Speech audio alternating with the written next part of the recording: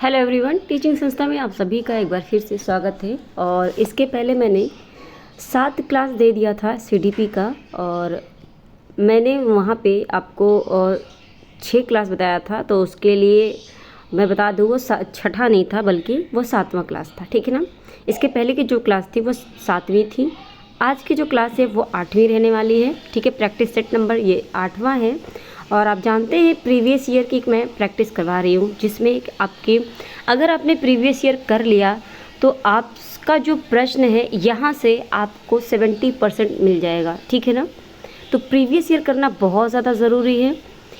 CDP की ये class है, आप सभी जानते हैं। और इसके पहले मैंने एसएसटी की क्लास करवाई थी, जो कि कम्प्लीटली करवा दिया था मैंने। उसकी प्लेलिस्ट बनी हुई है, तो आप जाकर देख सकते हैं, जिसमें आपका जो है 6 to 8 का था। और ये सीडीपी आप जानते हैं, चाहे आप 1 to 5th के हों या फिर 6 to 8 के हों, सभी के लिए सीडीपी होता है। तो सीटेट में सीडीपी पूछेगा, आपका यूपी टेट में सीडीपी पूछता है, फिर सुपर टेट भी आपका आने वाला है। तो सुपर टेट के लिए भी ये क्लास इम्पॉर्टेंट रहने वाली है। जहाँ कहीं पे भी सीडीपी अगर पूछ रहा है, वहाँ पे ये क्लास इम्पॉर्टेंट रहने वाली है।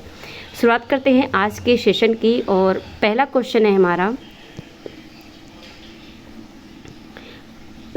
है हमारा, सामाजिक संरचनात्मक परिप्रेक्ष्य में बच्चों को किस तरह से देखते हैं। तो जब सामाजिक परिप्रेक्ष्य होता है, ठीक है ना, सामाजिक जो संरचनात्मक परिप्रेक्ष्य है उसमें बच्चों को हम किस प्रकार देखते हैं, तो उन्हें हम सक्रिय सृजनात्मकता के रूप में देखते हैं। तो यहाँ पे आपका सी ऑप्शन सही हो जाएगा, सक्रिय सृजनात्मकता के रूप में आप बच्चे को देखेंगे, ठीक है। अगर मैं और ऑप्शन की बात करूँ तो जानकारी के निष्क्रिय ग्रहणकर्ता, तो ये जानकारी सिर्फ ग्रहण करेंगे ऐसा कुछ नहीं है। अपने सामाजिक सांस्कृतिक संदर्भ से स्वतंत्र ऐसा भी नहीं है, क्योंकि सामाजिक स्वतंत्रता में तो बच्चा रहेगा ही रहेगा, ठीक है। आनुवांशिकता से पूर्व क्रमादेशित, तो ये भी नहीं। तो ऑप्शन सी आपका सही हो जाएगा, ठीक है ना। अगला प्रश्न है आपका कथन और कारण से है। कथन और कारण का मैं हमेशा से बताती आ रही हूँ कि आपके प्रश्न अगर टफ करना है तो सीटेट आपका अब यही पैटर्न देता है, ठीक है। तो ये इम्पॉर्टेंट है आपका, क्योंकि कथन और कारण में बच्चा बहुत ज़्यादा फंसता है, ठीक है ना। कथन है आपका सही पोषण, पर्याप्त नींद और शारीरिक गतिविधि बच्चों की सामाजिक अंतःक्रियाओं में संलग्न होने की योग्यता को समुन्नत करती है, जो परिणाम स्वरूप संज्ञानात्मक बुद्धि वृद्धि को उद्दीप्त करती है। तो ये बात आपकी सही है, क्योंकि विकास के सभी पहलू अंतः संबंधित होते हैं और एक दूसरे को प्रभावित करते हैं। ये बात भी सही है, ठीक है ना। तो आपका ऑप्शन ए सही हो जाएगा। ए और आर दोनों सही है, और आर ए की व्याख्या भी करता है, ठीक है। अगला प्रश्न है, जब से सुनीता ने चलना शुरू किया, ठीक है ना। जब से सुनीता ने चलना शुरू किया, वह जब भी संगीत सुनती थी नृत्य करना शुरू कर देती थी। जब वह नृत्य करती है, उसके माता पिता ताली बजाते हैं और टीवी कार्यक्रम में नृत्य कर रहे बच्चों की नकल करने के लिए कहते हैं। सुनीता ने बहुत जल्दी ही नृत्य अच्छी तरह से करना सीख लिया है।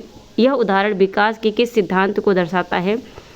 तो जब वो चलना शुरू की थी तभी की बात है ये, ठीक है ना। यानी जो उसका स्टार्टिंग का जो स्तर है, ठीक है ना, जो उसका लेवल है, वहाँ की बात हो रही है। तो यहाँ पे विकास आनुवांशिकता और परिवेश के बीच अंतःक्रिया का परिणाम, या विकास अनिरंतर प्रक्रिया है। विकास पूर्ण रूप से अप्रत्याशित होती है, विकास पूर्ण रूप से आनुवांशिकता निर्धारित करती है। तो ऐसा बिल्कुल भी नहीं है, निगेटिव में जाता है। आपका ऑप्शन ए सही हो जाएगा। विकास आनुवांशिकता और परिवेश के बीच अंतःक्रिया है, ठीक है ना, क्योंकि आनुवांशिकता और परिवेश जब एक साथ होते हैं तो उनमें बच्चा जो है ना वो बहुत जल्दी सीखता है और अच्छा सीखता है, ठीक है ना। तो ऑप्शन ए आपका सही हो जाएगा, आप देख सकते हैं यहाँ पे, ठीक है। अगला प्रश्न है, प्राथमिक समाजीकरण की प्रक्रिया किस अवस्था से शुरू हो जाती है। तो ये आपका शैशवावस्था, जो प्राथमिक समाजीकरण है, तो ये शैशवावस्था से शुरू हो जाती है, क्योंकि शैशवावस्था जो है आप जानते हैं कि माता पिता या फिर घर के जो गार्जियन होते हैं, घर पे जितने भी लोग होते हैं, यानी परिवार का मान के चले कि परिवार को प्राथमिक समाजी कहा जाता है सब, ठीक है ना, जिसमें बच्चा रहकर सीखता है। तो शैशवावस्था में बच्चा अपने परिवार के साथ रहता है, तो सामाजिकरण भी उसकी प्राथमिक परिवार में ही होगी, ठीक है ना, शैशवावस्था में ही। तो ऑप्शन ए सही हो जाएगा। अगला प्रश्न है, जीन पियाजे के संज्ञानात्मक सिद्धांत पर आधारित, ठीक है, जीन पियाजे के बारे में हो रहा है, आधारित शैक्षणिक तकनीक निम्न में से क्या करेगी? तो रट कर याद करने पर रूप से बल देगी नहीं, पाठ्यक्रम को तैयार करते समय बच्चों की उम्र को ध्यान दे रखेगी, ये हम इसे होल्ड करेंगे। अगला है आपका, विषय वस्तु को अमूर्त से मूर्त के क्रम में, नहीं, अमूर्त से नहीं बल्कि मूर्त से अमूर्त की तरफ ले जाएंगे, और इनाम और दंड को अधिगम के लिए अति महत्वपूर्ण मानेंगे। तो अति महत्वपूर्ण बिल्कुल नहीं मानना, अति महत्वपूर्ण ज़्यादा नहीं मानना है, लेकिन कहीं ना कहीं थोड़ी बहुत इसको रखना चाहिए, ठीक है ना। तो यहाँ पे पॉजिटिव आपका क्या हो जाएगा? बी हो जाएगा। पाठ्यक्रम को आप तैयार करते हैं तो आप बच्चे को के उम्र को ध्यान में रखते हुए करेंगे, ठीक है। अगला प्रश्न है, जीन पियाजे के अनुसार चिंतन के बुनियादी चरण जो क्रियाओं की संगठित व्यवस्था है, चिंतन की बात हो रही है, या वे विचार जो वस्तुओं और घटनाओं को हमारी दुनिया में मानसिक रूप से प्रस्तुत करने की अनुमति देते हैं, क्या कहलाते हैं? तो स्कीमा कहलाते हैं, जोन ऑफ प्रॉक्सिमल डेवलपमेंट। तो ये तो लेव वाइगोत्स्की का है, ठीक है ना।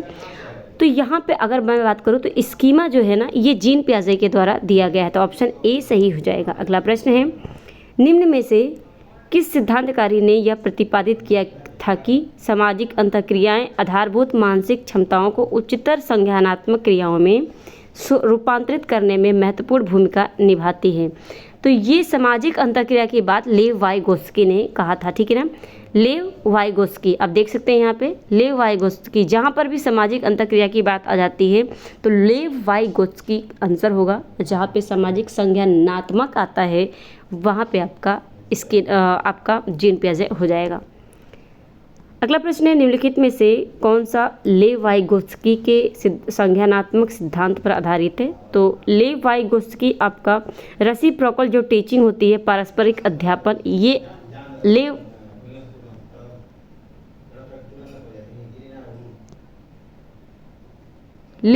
वाइगोत्स्की के द्वारा कहा गया है, ठीक है। अगला प्रश्न है, लॉरेंस कोहलबर्ग के अनुसार कोई बच्चा नैतिक चिंतन के स्तर पर है, ठीक है ना, किस स्तर पर है? अगर वह बच्चा तर्क देता है, यानी वो विचार करता है कि हिंज को कानून का पालन करना चाहिए क्योंकि यह एक नागरिक के रूप में उसका कर्तव्य है, और अगर किसी को भी चोरी करने की इजाज़त नहीं है तब हिंज को भी ऐसा करने की स्वीकृति नहीं दी जानी चाहिए। तो ये इसमें आपका यांत्रिक उद्देश्य अभिमुखता या फिर कानून और व्यवस्था अभिमुखता, तो यहाँ पे कानून और व्यवस्था अभिमुखता हो जाएगा, ठीक है ना। तो इस स्तर में बच्चा ये बात सोच रहा है। अगला प्रश्न है, निम्न में से कौन सा उपागम बाल केंद्रित शिक्षा के सिद्धांतों के अनुकूल है? तो कौन सा उपागम है इसमें? विद्यालयों को हर विद्यार्थी की व्यक्तिगत जरूरतों और रुझानों को महत्व देना चाहिए, तो ये बात आपका यहाँ पे सही हो जाएगा। और जहाँ पे सिर्फ और केवल की बात आ जाती है तो वो आपका ऑप्शन गलत हो जाता है, ठीक है। परीक्षा के लिए सीखना, तो ये भी गलत है। आपका पॉजिटिव आंसर क्या हो जाता है? ऑप्शन ए सही हो जाता है, ठीक है, ऑप्शन ए सही हो जाएगा। अगला प्रश्न है, कौन सी बुद्धि प्रकार हार्वर्ड गार्डनर के बहुबुद्धि सिद्धांत में नहीं सुझाई गई है? तो भाषात्मक है, शारीरिक गति संवेदी बुद्धि भी है, संगीतात्मक भी है, लेकिन स्फटिकीय बुद्धि नहीं है, ठीक है ना। ये बुद्धि हार्वर्ड गार्डनर के द्वारा नहीं कही गई है। तो हार्वर्ड गार्डनर की जो बुद्धि है 8, वो आप याद कर लीजिएगा, वहाँ से प्रश्न आपके बनते हैं। अगला प्रश्न है, इनमें से कौन सी शैक्षणिक तकनीकी बच्चों में जेंडर रूढ़िवादिता को कम करने और जेंडर समानता को बढ़ावा देने में प्रभावशाली है? तो जेंडर पृथकता आधारित आसन प्रबंध करना, या फिर जेंडर आधारित अधिगम कार्य देना, या फिर जेंडर विशिष्ट भूमिकाओं और व्यवहारों पर बल देना। तो यहाँ पे आपका बेस्ट क्या हो जाएगा? कक्षा में जेंडर पूर्वाग्रहों पर चर्चा सुसाध्य करना। तो चर्चा से ज़्यादा अच्छा है आप क्या करेंगे यहाँ पे, अच्छा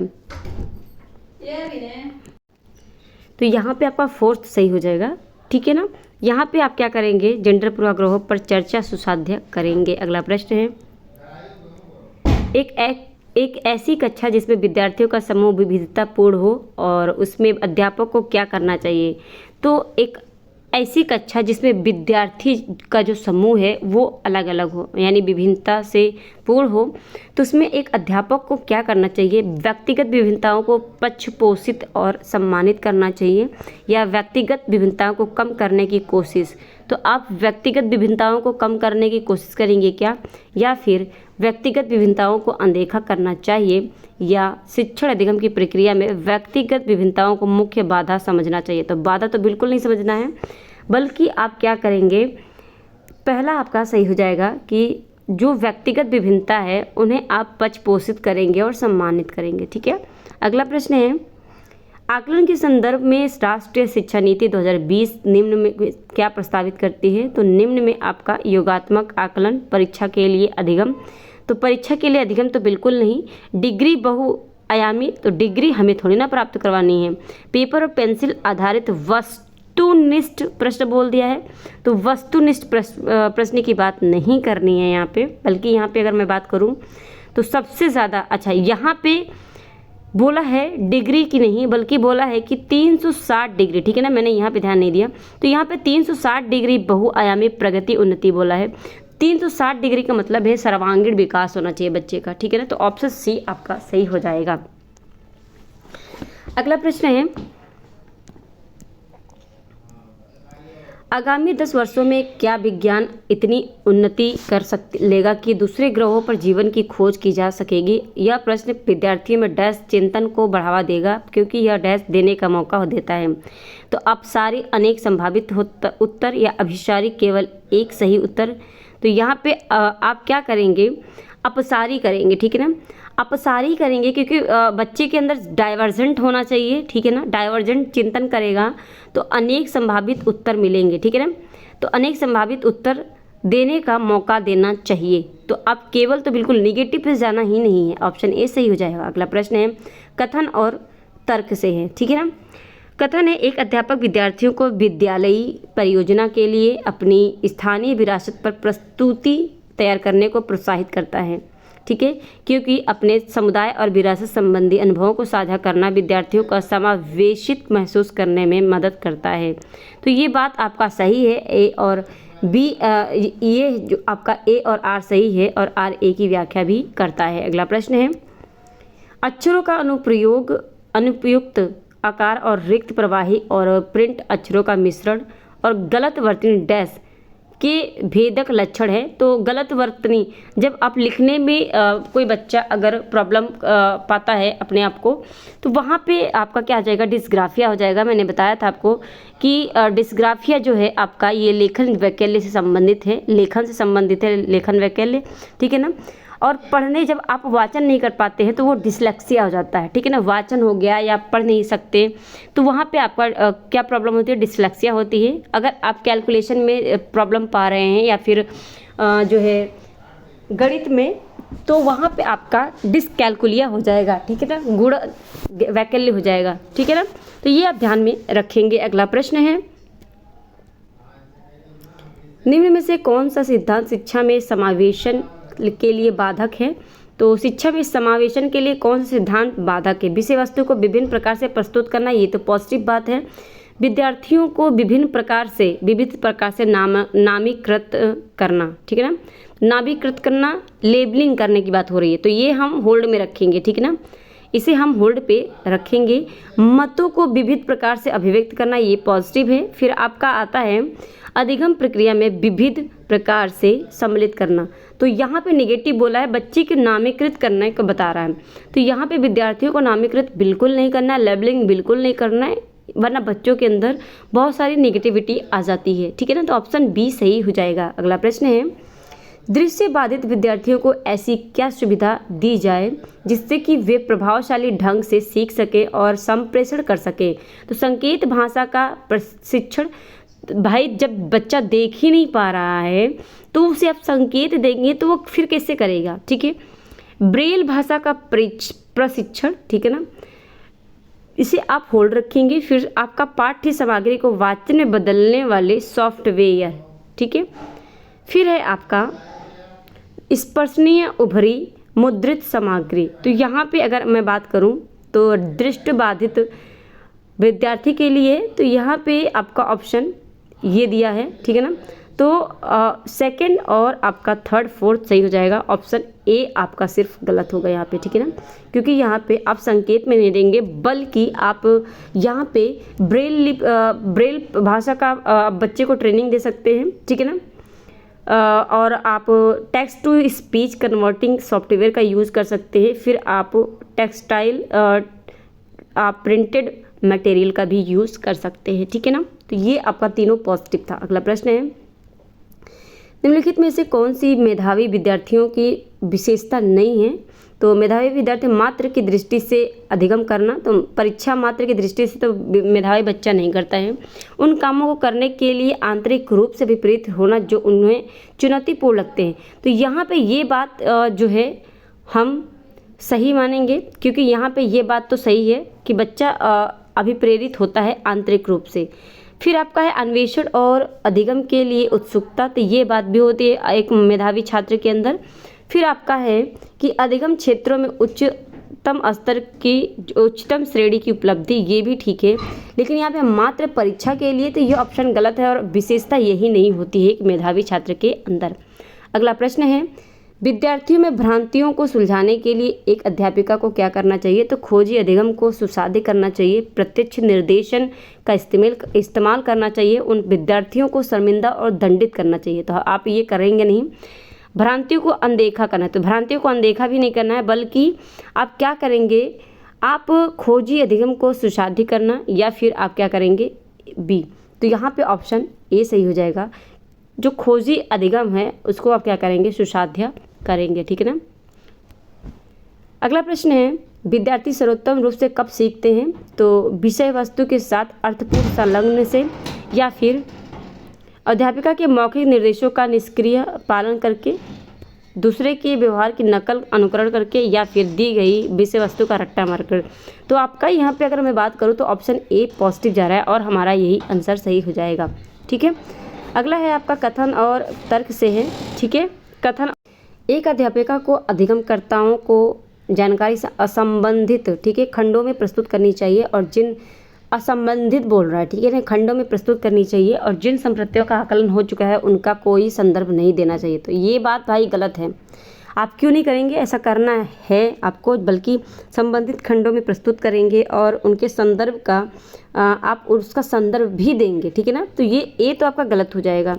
फिर आपका अधिगम एक रेखीय तरीके से होता है, एक रेखीय तरीके से, तो आपका यहाँ पे ए तो बिल्कुल नहीं हो जाएगा, होगा यहाँ पे आपका हो जाएगा कि डी, ठीक है ना। ए और आर दोनों ही आपका गलत हो जाएगा। अगला प्रश्न है, विद्यार्थी अध्यापक के रिश्ते में विश्वास बढ़ाने के लिए निम्न में से कौन सा विकल्प प्रभावशाली होगा। अध्यापक का विद्यार्थी को बिना किसी शर्त के अपनाने का रवैया, ठीक है, ये बात भी ठीक है। विद्यार्थी सिर्फ उसकी शारीरिक बनावट पर प्रशंसा करना, नो, ऐसा तो बिल्कुल नहीं करेंगे आप। विद्यार्थी को बार बार इनाम दंड बिल्कुल नहीं करना है, सिर्फ और सिर्फ की बात नहीं करना। तो यहाँ पे ऑप्शन ए सही हो जाएगा कि अध्यापक का विद्यार्थी को बिना किसी शर्त के अपनाने का रवैया होना चाहिए, तो बच्चा अपने आप अटैच हो जाता है टीचर से, ओके। अगला प्रश्न है, जब एक विद्यार्थी किसी क्रियाकलाप के नकारात्मक परिणाम, मूल्य और नियंत्रण की कमी पर केंद्रित रहता है तब उसे किस भाव का एहसास होगा। फिर उसे आपका दुश्चिंता, ठीक है ना, दुश्चिंता होती है, ठीक है ना। अगला प्रश्न है, निम्न में से कौन सी तकनीक विद्यार्थियों की अधिगम अभिप्रेरणा को बढ़ावा देती है। तो दंडात्मक कक्षा प्रबंध स्थापित करना, नो, किसी भी कीमत पर कार्य क्यों खत्म करना है भाई, ट्रेन थोड़ी ना छूट रहा है बच्चे की। विद्यार्थी के बीच प्रतिस्पर्धा का जोर देना, ये भी नहीं करना है, बल्कि आपका ऑप्शन डी सही हो जाएगा, विद्यार्थियों को उनके व्यक्तिगत अधिगम लक्ष्यों को पाने के लिए समर्थन देना। तो ऑप्शन डी आपका सही हो जाएगा। अगला प्रश्न है, अपने स्वयं की चिंतन प्रक्रिया के बारे में सोचने की योग्यता क्या कहलाती है। तो भ्रांति, समायोजन, संरचनात्मक चित्रण, या फिर अधिसंज्ञान। तो ये आपका अधिसंज्ञान कहलाता है, ठीक है ना। मेटा कॉग्निशन कहलाता है, अधिसंज्ञान कहलाता है अपने चिंतन प्रक्रिया के बारे में सोचना, ओके। अगला प्रश्न है, किसी संप्रत्यय को पढ़ाते समय गैर उदाहरण डेस का भी कभी भी इस्तेमाल नहीं करना चाहिए। तो भाई करना चाहिए, ठीक है ना, क्यों करना चाहिए का चुनाव किसी असंबंधित संप्रत्यय से बिल्कुल नहीं, तो यहाँ पे आप क्या करेंगे, पॉजिटिव आंसर लेंगे, ठीक है। इस्तेमाल उस संप्रत्यय को प्रभावित करने वाले गुणों की स्पष्टता बढ़ाने के लिए करना चाहिए, और आपका है इस्तेमाल करने से बचना चाहिए, तो ऑप्शन सी आपका सही हो जाएगा, ठीक है। अगला प्रश्न है, अगला है और आपका सेकेंड लास्ट क्वेश्चन है, निम्न में से कौन सा कथन किसी संप्रत्यय के अधिगम के लिए उपयुक्त नहीं है। तो उस संप्रत्यय के बारे में विद्यार्थी को पूर्व ज्ञान को खोजना ये होना चाहिए भाई। नई जानकारी का विवेचनात्मक विश्लेषण और वर्गीकरण करना चाहिए, ये बात भी ठीक है। जानकारी को विद्यार्थियों के सामाजिक संदर्भ से जोड़े बिना प्रस्तुत करना चाहिए, तो भाई सामाजिक संदर्भ से तो जोड़ना चाहिए, तो यही आपका सही हो जाएगा, ऑप्शन सी, ठीक है। ऑप्शन सी सही हो जाएगा। अगला प्रश्न है और लास्ट प्रश्न है आज के सेशन का, एक अध्यापिका अपने विद्यार्थियों में खोजी अधिगम को सुसाधित करना चाहती है, इसके लिए उस अध्यापिका को क्या करना चाहिए, व्याख्यान विधि का अत्यधिक प्रयोग करना चाहिए, या फिर केवल पाठ्यपुस्तक का इस्तेमाल नहीं, केवल पाठ्यपुस्तक का इस्तेमाल नहीं करेंगे बल्कि आवश्यकतापूर्ण मार्गदर्शन के साथ स्वनिर्देशित प्रयोग को सुसाधित करना चाहिए, या फिर विद्यार्थी को बिना किसी मार्गदर्शन के खुद। तो यहाँ पे आपका अगर मैं बात करूँ तो ऑप्शन सी सही हो जाएगा, ठीक है। ऑप्शन सी ज़्यादा बेटर है यहाँ पे, ठीक है ना। एक बार देख भी लेते, देखिए ये बात सही है, ओके। तो कैसी लगी क्लास कमेंट करके ज़रूर बताइएगा, अपना राय ज़रूर दीजिएगा। और ये क्लास आप जानते हैं super TET, C TET, UP TET सभी के लिए है। आप किसी भी पेपर की तैयारी कर रहे हैं जहाँ पे भी आपको सीडीपी पूछता है तो ये आपका इम्पॉर्टेंट है, ठीक है ना। तो चैनल पर पहली बार आए हैं, चैनल को सब्सक्राइब नहीं किया है अगर अभी तक आपने, तो चैनल को प्लीज़ सब्सक्राइब कर लीजिएगा, बेल आइकन प्रेस कर लीजिएगा ताकि नोटिफिकेशन आपको मिलती रहे। इसके अलावा ये पीडीएफ आपको टेलीग्राम पे मिल जाएगी, टेलीग्राम पे जाएंगे, टीचिंग संस्था सर्च करेंगे, सेम लोगो मिल जाएगा, आप वो फॉलो कर लेंगे। उसके बाद आप जितनी भी मैंने वहाँ पे पीडीएफ डाली आप वो ले सकते हैं वहाँ से, ठीक है ना। बार बार रिवीजन भी कर सकते हैं। अगर कोई प्रॉब्लम है तो आप कमेंट करके हमसे पूछ सकते हैं। इसके अलावा क्लास को ज़्यादा से ज़्यादा लोगों तक शेयर कीजिएगा ताकि ये क्लास सबके तक सब जगह पहुँचे, ठीक है ना। चलिए मिलते हैं हम अपने नेक्स्ट क्लास में, आज के लिए इतना ही, धन्यवाद।